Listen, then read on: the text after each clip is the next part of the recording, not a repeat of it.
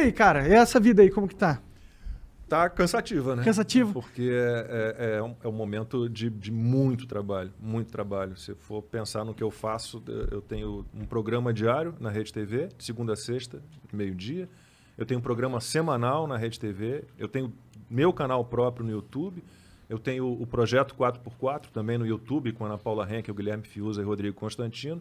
Eu escrevo para 2 jornais. Eu estou preparando o texto original do meu último livro, que eu estou relançando por uma outra editora. Estou preparando o meu curso de jornalismo. Estou preparando um outro livro, um inédito, para o ano que vem. Porra, tá trabalhando pra cacete. Meu dia ficou curto. 24 horas não tá dando. Não tá dando.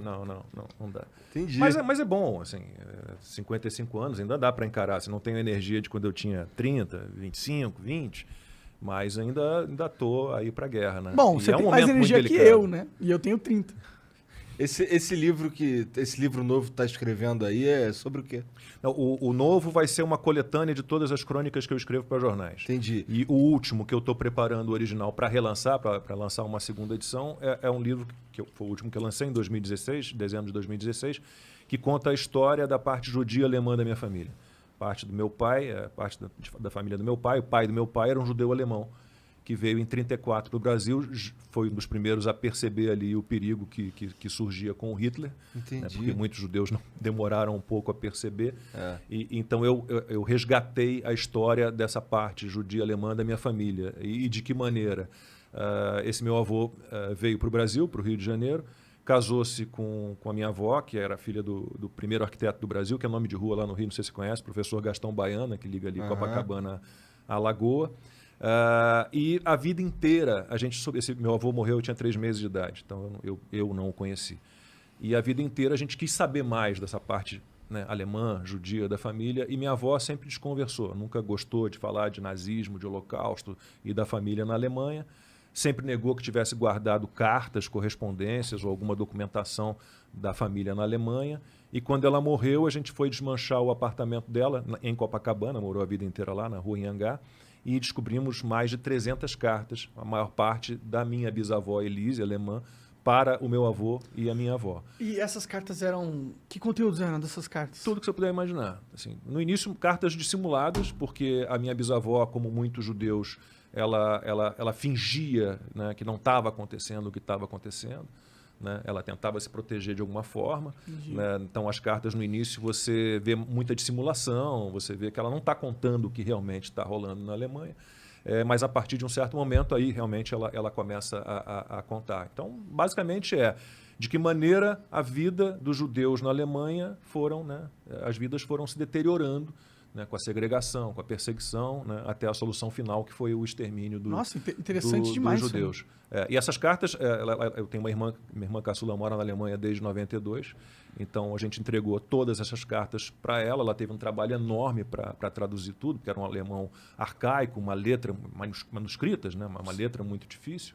Ela traduziu tudo e começou a botar uma pilha em mim. Olha, a história é incrível, a história é sensacional, eu vou me aprofundar na pesquisa sobre a família, tenta se aprofundar no ensaio histórico ali, na pesquisa sobre o período, e aí reuni todas essas informações e usei essas cartas de várias maneiras. O livro se chama Cartas de Elise, uma história brasileira sobre o nazismo, e essas cartas, algumas são publicadas na íntegra no livro, né, porque elas são, né, representativas, né, emblemáticas daquele momento. Algumas eu transformo em diálogos, então tem ali uma carta em que ela conta para o meu avô, e veio aqui o Levin, que era o cunhado dela, com um plano, já pensando em fugir da Alemanha, fugir do nazismo, com um plano de comprar uma fazenda em Blumenau, são tantos alqueires, não sei mais o quê. Aquela carta, publicá-la integralmente seria chato, então eu imagino o encontro do Levin com ela e eu faço um diálogo entre os dois. Então é um livro que tem uma carinha de romance, é uma história real, mas tem uma cara de romance, e algumas cartas só me deram informações, né, que eu diluo no texto. Isso acho que são documentos históricos, né? Sim. Isso aí. Acho que tem até pesquisadores que teriam interessados, né? Tem vários livros assim, né, de descendentes que conseguem reconstruir, né, reconstituir a vida. E o legal é que era da tua família, né? Não, e o bacana é que é uma homenagem, porque, por exemplo, os judeus, os nazistas foram implementando ao longo dos anos, né, desde a ascensão de Hitler, várias leis, né, de segregação contra os judeus. Então, retiraram os judeus do serviço público, retiraram os judeus das universidades como alunos e como professores, proibiram os judeus de frequentar bibliotecas públicas, cinema, teatro. Então, isso tudo foi num processo muito violento.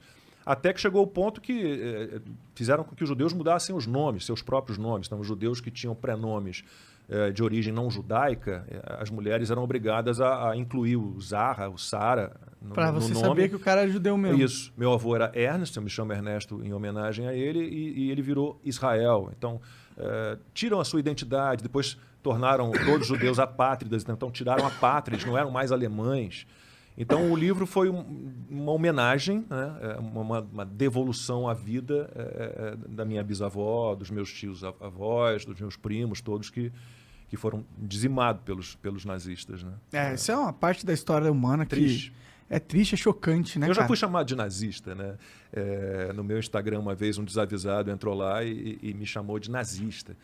E era Pedro o nome dele, eu nunca esqueci porque é o nome do meu filho mais velho. E eu me lembro bem da resposta. Eu falei, Pedro, me dei o trabalho de responder no Instagram. Pedro, erro. Pedro, eu poderia recomendar a você vários livros sobre o nazismo, vários livros. Mas eu vou recomendar apenas um. Cartas de Elise, uma história brasileira sobre o nazismo, que eu escrevi e conta a história da parte judia alemã da minha família, que foi dizimada pelos nazistas. Não tem nem como tu ser nazista, Aí porra. o menino entra, desculpa, eu não sabia da sua origem. Então tá, nazista não, mas seu direitinho é de merda. Ué, é a mesma coisa, né? Nazista e direitinho ali, de ó, merda. Pra uma galera né? Meu Tá, Deus. mas também pra uma galera... Os dois lados radicais estão transformando no país numa briga de quinta série do caralho, que a única coisa que acontece é comida voando de um lado pro outro. Nem comida, né? Porque a comida tá acabando pra galera.